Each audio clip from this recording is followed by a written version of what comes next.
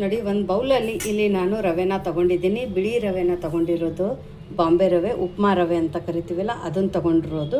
ನಾನು ಇಲ್ಲಿ 2 ಕಪ್ಪದಷ್ಟು ಬಿಳಿ ರವೆನ ತೊಗೊಂಡಿದ್ದೀನಿ, ಸೂಜಿನ ತೊಗೊಂಡಿದ್ದೀನಿ. ಸೊ ಇದನ್ನು ನಾವು 2ರಿಂದ 3 ಸರ್ತಿ ಚೆನ್ನಾಗಿ ತೊಳ್ಕೊಬೇಕು. ನಾವು ಎಷ್ಟು ಚೆನ್ನಾಗಿ ರವೆ ತೊಳ್ಕೊತೀವಿ ಅಷ್ಟು ನಮ್ಮದು ರೆಸಿಪಿ ತುಂಬಾ ಚೆನ್ನಾಗಿ ಬರುತ್ತೆ. ಸೊ ಹಾಗಾಗಿ ಇದೊಂದು ಸ್ವಲ್ಪ ಸಾಫ್ಟಾಗಿನೂ ಕೂಡ ಇರುತ್ತೆ. ಕೇರ್ಫುಲ್ಲಾಗಿ ತೊಳ್ಕೊಳ್ಳಿ. ನೋಡಿ, ಈ ಥರ ಮಾಡಿ 1 ನಿಮಿಷ ಬಿಟ್ಟರೆ ಕೆಳಗಡೆ ರವೆ ಇರುತ್ತೆ, ಮೇಲ್ಗಡೆ ನೀರು ಬಂದಿರುತ್ತೆ. ಇದನ್ನು ನಾವು ತಕ್ಕೊಳ್ಳೋಣ. ಸೊ ಇದೇ ಥರ ನಮಗೆ 3 ಸರ್ತಿ ರವೆನ ತೊಳ್ಕೊಬೇಕಾಗಿದೆ. ನೋಡಿ, ಮತ್ತು ಇವಾಗ ಇದ್ರೊಳಗಡೆ ನೀರನ್ನು ಹಾಕ್ಕೊಳ್ಳೋಣ. ಆಮೇಲೆ ಮತ್ತೆ ಕೈ ಆಡಿಸ್ಕೊಳ್ಳೋಣ.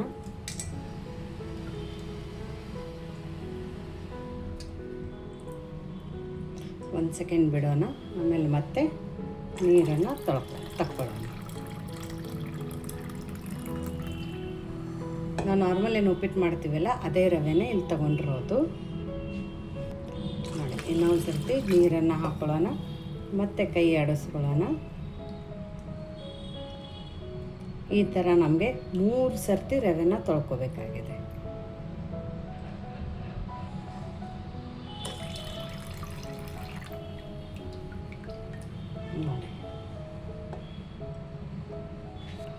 ನೋಡಿ, ಇನ್ನೂ 3 ಸಲ ರವೆ ತೊಳ್ಕೊಂಡಿದ್ದೀವಲ್ಲ ಇದ್ರೊಳಗಡೆ ಮತ್ತೆ ಒಂದು ಸರ್ತಿ ನೀರನ್ನು ಹಾಕ್ಕೊಳ್ಳೋಣ.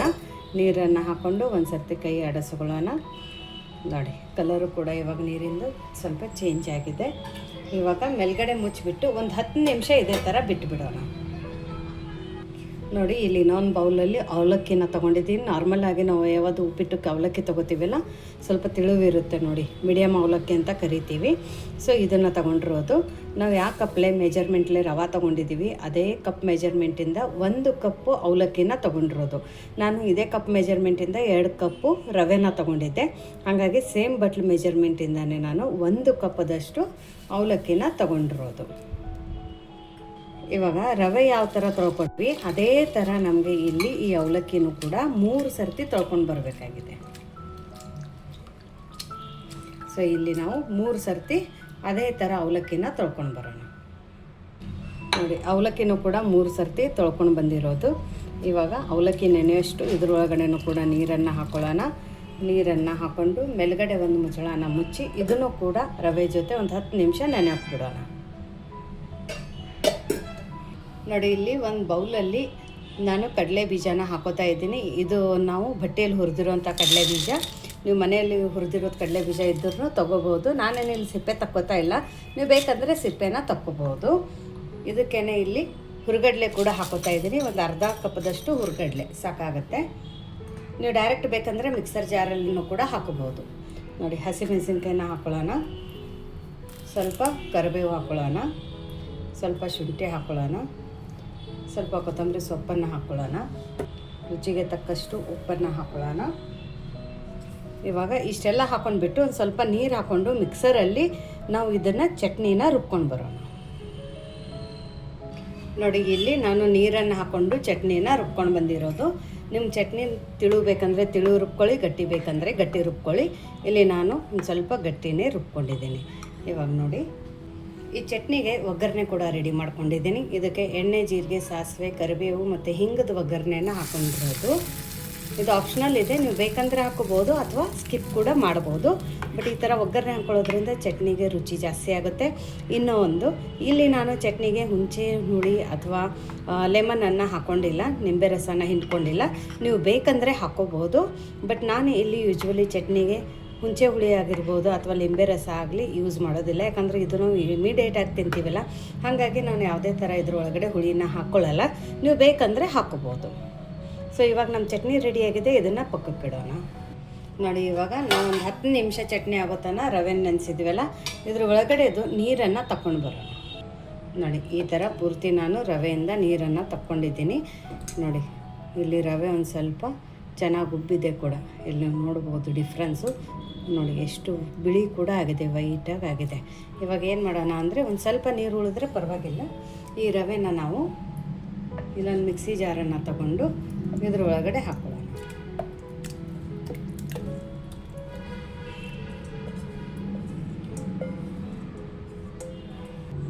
ನೋಡಿ ರವೆ ಹಾಕೊಂಡ ನಂತರ ಇವಾಗ ಅವಲಕ್ಕಿ ಒಳಗಡೆದನ್ನು ಕೂಡ ನೀರನ್ನು ಹಿಂಡಿಬಿಟ್ಟು ಹಾಕೊಳ್ಳೋಣ. ಅವಲಕ್ಕಿ ಕೂಡ ಚೆನ್ನಾಗಿ ನೆಂದಿದೆ.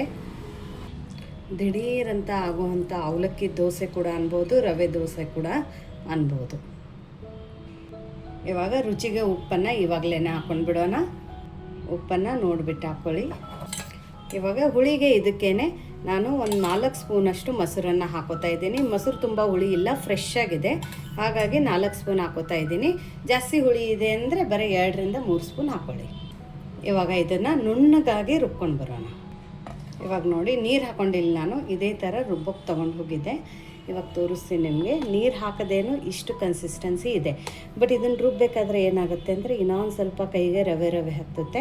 ಹಾಗಾಗಿ ಇದು ತುಂಬಾ ನುಣ್ಣಗಾಗಿ ರುಬ್ಕೋಬೇಕು. ಇದ್ರೊಳಗಡೆ ಇವಾಗ ನಾನು ನೀರಂತೂ ಹಾಕ್ಕೊಂಡಿಲ್ಲ.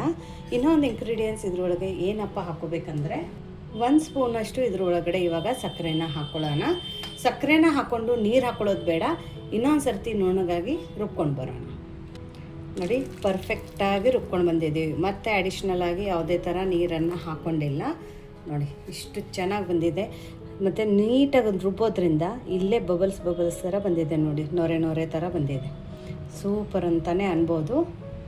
ನೋಡಿ ತುಂಬ ನುಣ್ಣಗಾಗಿ ರುಬ್ಕೊಂಡಾಗಿದೆ. ಇಲ್ಲಿ ನೋಡಿ ಸ್ವಲ್ಪ ತರಿತಿರಿ ಇಲ್ಲ, ಅಷ್ಟು ಚೆನ್ನಾಗಿ ರುಬ್ಬಿಯಾಗಿದೆ. ಇದನ್ನು ನೀಟಾಗಿ ಮಿಕ್ಸ್ ಮಾಡ್ಕೊಳ್ಳೋಣ. 1-2 ನಿಮಿಷ ಈ ಥರ ನಾವು ಇದನ್ನು ಬೀಟ್ ಮಾಡ್ಕೊಳ್ಳೋಣ. ಯಾಕಂದರೆ ಹಿಟ್ಟು ಎಷ್ಟು ಹಗುರಾಗುತ್ತೆ ಅಷ್ಟೇ ಚೆನ್ನಾಗಿ ನಮ್ಮದು ದೋಸೆ ಬರುತ್ತೆ. ಹಾಗಾಗಿ ಇದನ್ನು ನಾವು 1-2 ನಿಮಿಷ ಒಂದೇ ಡೈರೆಕ್ಷನಲ್ಲಿ ಬೀಟ್ ಮಾಡ್ಕೊಳ್ಳೋಣ. ಹಿಟ್ಟನ್ನು ಹಗುರಾಗಷ್ಟು ದೋಸೆ ಹಗುರಾಗುತ್ತೆ.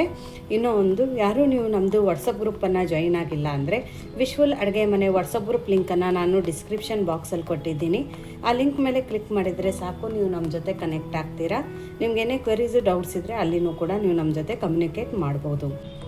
ನೋಡಿ ಇದನ್ನು ನಾವು 1 ನಿಮಿಷ ಇದೇ ಥರ ಬೀಟ್ ಮಾಡ್ಕೊಂಡಿರೋದು. ಪರ್ಫೆಕ್ಟ್. ನೋಡಿ ನೊರೆ ಥರ ಕಾಣ್ತಾ ಇದೆಯಲ್ಲ, ಪರ್ಫೆಕ್ಟಾಗಿದೆ. ಇದಕ್ಕೆ ನಮಗೆ ಸೋಡಾ ಏನೋ ಯಾವುದೋ ಹಾಕೋ ಅವಶ್ಯಕತೆ ಇಲ್ಲ. ಯಾಕಂದರೆ ಆಲ್ರೆಡಿ ನಾವು ಒಂದು ಸ್ವಲ್ಪ ಹುಳಿಗೆ ಮೊಸರನ್ನು ಹಾಕ್ಕೊಂಡಿದ್ದೀವಿ. ಸಕ್ಕರೆ ಯಾಕಪ್ಪ ಹಾಕ್ಕೊಂಡಿದ್ದೀವಿ ಅಂದರೆ ಸಕ್ಕರೆದಿಂದ ಟೆಕ್ಸ್ಚರ್ ಚೆನ್ನಾಗಿ ಬರುತ್ತೆ ಅಂತ ಸಕ್ಕರೆನ ಹಾಕ್ಕೊಂಡಿರೋದು. ನೋಡಿ ಚೆನ್ನಾಗಿದ್ದು 1ರಿಂದ 1.5 ನಿಮಿಷ ನಾವು ಬೀಟ್ ಮಾಡ್ಕೊಂಡಿರೋದು. ಸೂಪರಾಗಿ ಆಗಿದೆ. ನೋಡಿ ಲೈಟ್ ವೆಯ್ಟು ಆಗಿದೆ. ನೊರೆ ಕೂಡ ನಮ್ದು ಹಿಟ್ಟು ಬಂದಿದೆ. ಕನ್ಸಿಸ್ಟೆನ್ಸಿನೂ ಪರ್ಫೆಕ್ಟ್ ಆಗಿದೆ. ಇವಾಗ ಇದನ್ನು ದೋಸೆನ ಯಾವ ಥರ ಹಾಕೋದು ಅಂತ ನೋಡೋಣ. ನೋಡಿ ಇಲ್ಲಿ ನಾನು ತೆವಿನ ಬಿಸಿ ಮಾಡ್ಕೊಳಕ್ಕೆ ಇಟ್ಕೊಂಡಿದ್ದೆ. ತೆವಿ ಬಿಸಿ ಆದ ನಂತರ ಒಂದು ಸ್ವಲ್ಪ ನೀರನ್ನು ಹೊಡೆದ್ಬಿಟ್ಟು ಇದನ್ನು ಒರೆಸ್ಕೊಳ್ಳೋಣ. ನೋಡಿ ಇವಾಗ 1 ಸೌಟ್ ಹಿಟ್ಟನ್ನು ಹಾಕ್ಕೊಂಡು ದೋಸೆನ ತಿರುಗಿಸ್ಕೊಳ್ಳೋಣ. ನೋಡಿ ತೆವೆ ತುಂಬ ಜಾಸ್ತಿನೂ ಬಿಸಿ ಇರಬಾರ್ದು, ಇಲ್ಲಾಂದರೆ ಸೌಟಿಗೆ ಹತ್ತಿ ಹಿಟ್ಟು ಮೇಲ್ಗಡೆ ಬರುತ್ತೆ. ಯಾಕಂದರೆ ಇದ್ರೊಳಗಡೆ ನಾವು ಅವಲಕ್ಕಿ ಹಾಕ್ಕೊಂಡಿರೋದ್ರಿಂದ ಸ್ವಲ್ಪ ತೆವೆ ಬಿಸಿ ಆದ ನಂತರ ನಾವು ಹೆಂಗೆ ಎಣ್ಣೆ ಮತ್ತು ನೀರು ಹೊಡೆದು ಒರೆಸ್ಕೊಂಡಿವಿಲ್ಲ ಆ ಥರ ಒರೆಸ್ಕೊಂಡು ಆಮೇಲೆ ದೋಸೆ ಹಾಕ್ಕೋಬೇಕು. ಆವಾಗ ಅಷ್ಟೇ ನಮ್ಮ ದೋಸೆ ನೋಡಿ ತೂತ ಆಗಿ ಎಷ್ಟು ಚೆನ್ನಾಗಿ ಬರ್ತಾಯಿದೆ. ಇವಾಗ ಇದಕ್ಕೆ ನೀವು ಬೇಕಂದರೆ ಎಣ್ಣೆ ತುಪ್ಪ ಬೆಣ್ಣೆ ಹಾಕೋಬೋದು, ಬೇಡ ಅಂದರೆ ಸ್ಕಿಪ್ ಕೂಡ ಮಾಡ್ಬೋದು. ಇವಾಗ ಲಿಡ್ಡನ್ನು ಮುಚ್ಚಿಬಿಟ್ಟು ಮೀಡಿಯಮ್ ಫ್ಲೇಮಲ್ಲಿ ಇಲ್ಲಿ ದೋಸೆನ ನಾವು ಬೇಯಿಸ್ಕೊಳ್ಳೋಣ. ನೋಡಿ ಇವಾಗ ತಕ್ಕೊಳ್ಳೋಣ. ನೀವು ಬೇಕಂದರೆ ಇಲ್ಲಿ ದೋಸೆನ ತಿರುಗಿಸ್ಕೋಬೋದು, ಬಟ್ ನಾನಿಲ್ಲಿ ದೋಸೆನ ತಿರುಗಿಸ್ತಾ ಇಲ್ಲ, ಇದೇ ಥರ ತಕ್ಕೋತಾ ಇದ್ದೀನಿ. ಇಲ್ಲಿ ನೋಡಿ ಕಲರು ಕೂಡ ಇಲ್ಲಿ ನೀವು ನೋಡ್ಬೋದು ಎಷ್ಟು ಸಖತ್ತಾಗಿ ಬಂದಿದೆ ಅಂತ. ಆಮೇಲೆ ಇಷ್ಟು ತೂತಾಗಿ ಬಂದಿದೆ ಅಂತಲೂ ಇಲ್ಲಿ ನೀವು ನೋಡ್ಬೋದು. ನೋಡಿ ಇಷ್ಟು ಚೆನ್ನಾಗಿ ಬಂದಿದೆ ಅಂತ. ಇವಾಗ ಈ ದೋಸೆನ ತಕ್ಕೊಳ್ಳೋಣ. ಇವಾಗ ಇನ್ನೊಂದು ದೋಸೆ ಹಾಕಬೇಕಂದ್ರೆ ತವೆ ಟೆಂಪ್ರೇಚರ್ನ ಕಡಿಮೆ ಮಾಡಬೇಕು. ಅದಕ್ಕೆ ಇದಕ್ಕೆ ನೀರನ್ನು ಹೊಡಿಬೇಕು. ನೋಡಿ ಆಮೇಲೆ ಮತ್ತೆ ಒಂದು ಸ್ವಲ್ಪ ಹಿಟ್ಟನ್ನು ಹಾಕ್ಕೊಂಡು ಇದನ್ನು ತಿರುಗಿಸ್ತಾರೆ. ಸೂಪರ್. ಫ್ಲೇಮನ್ನು ಇನ್ನಾದ್ರೂ ನಾನು ಲೋ ಫ್ಲೇಮಲ್ಲೇ ಇಟ್ಕೊಂಡಿರೋದು. ನೋಡಿ ನೊರೆ ಬರ್ತಾ ಇದೆಯಲ್ಲ, ಹಾಗಾಗಿ 1 ನಿಮಿಷ ವೆಯ್ಟ್ ಮಾಡಬೇಕು. ಇವಾಗ ಎಣ್ಣೆ ಬೆಣ್ಣೆ ತುಪ್ಪನ ಹಾಕೋಬೋದು. ಇವಾಗ ಲಿಡ್ಡನ್ನು ಮುಚ್ಚಿಬಿಟ್ಟು ಫ್ಲೇಮನ್ನು ಮೀಡಿಯಮ್ ಫ್ಲೇಮಲ್ಲಿ ಇಟ್ಕೊಳ್ಳೋಣ. ನೋಡಿ ಇವಾಗ ಇದನ್ನು ತಕ್ಕೊಳ್ಳೋಣ. ಸೂಪರ್. ನೋಡಿ ತುಂಬ ದಿಢೀರಂತನೂ ಕೂಡ ಆಗುತ್ತೆ, ಸೂಪರಾಗಿ ಬರುತ್ತೆ. ನೋಡಿದ್ರಲ್ಲ. ನೋಡಿ ಬಿಸಿ ದೋಸೆಗೆ ನಮ್ಮದು ಶೇಂಗಾ ಪುಟಾಣಿ ಚಟ್ನಿ ಸಖತ್ತಾಗಿದೆ ಅಲ್ಲ.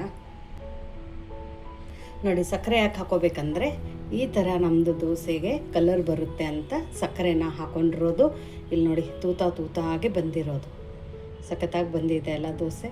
ಯಾರೂ ಅನ್ನೋದೇ ಇಲ್ಲ ಇದು ಇನ್ಸ್ಟಂಟಾಗಿ ಮಾಡ್ಕೊಂಡ್ರು ಅಂತ. ಒಂದು ಸೆಟ್ ದೋಸೆ ಅನ್ಬೋದು ಅಥವಾ ಅವಲಕ್ಕಿ ರವೆ ದೋಸೆ ಕೂಡ ಅನ್ಬೋದು. ನೋಡಿ ಎಷ್ಟು ಸಾಫ್ಟಾಗಿ ಮುರಿತಾ ಇದೆ, ಎಷ್ಟು ಚೆನ್ನಾಗಿ ಮುರಿತಾ ಇದೆ.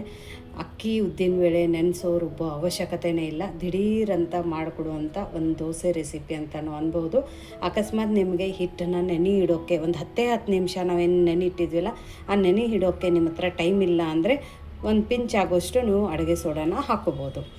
ಟೈಮ್ ಇದೆ ಅಂದರೆ ಒಂದು 10 ನಿಮಿಷ ನೆನೆ ಹಾಕಿ ನೋಡಿ. ನಿಜ ಹೇಳ, ಹೊರಗಡೆ ಕ್ರಿಸ್ಪಿ ಒಳಗಡೆ ಸಾಫ್ಟು, A1 ರೆಸಿಪಿ. ತುಂಬಾ ಸಖತ್ತಾಗಿದೆ.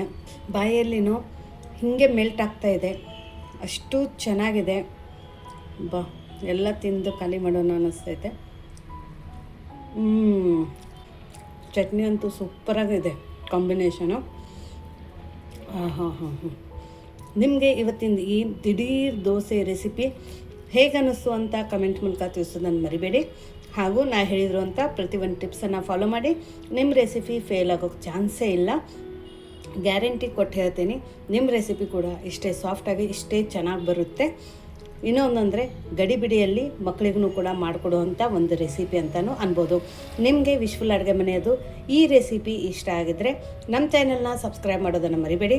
ಮತ್ತೆ ಸಿಗೋಣ ನಾವು ಇದೇ ಥರ ಹೊಸ ಅಡುಗೆ ಹೊಸ ರುಚಿ ಜೊತೆ ವಿಶ್ಫುಲ್ ಅಡುಗೆ ಮನೆಯಲ್ಲಿ. Thank you.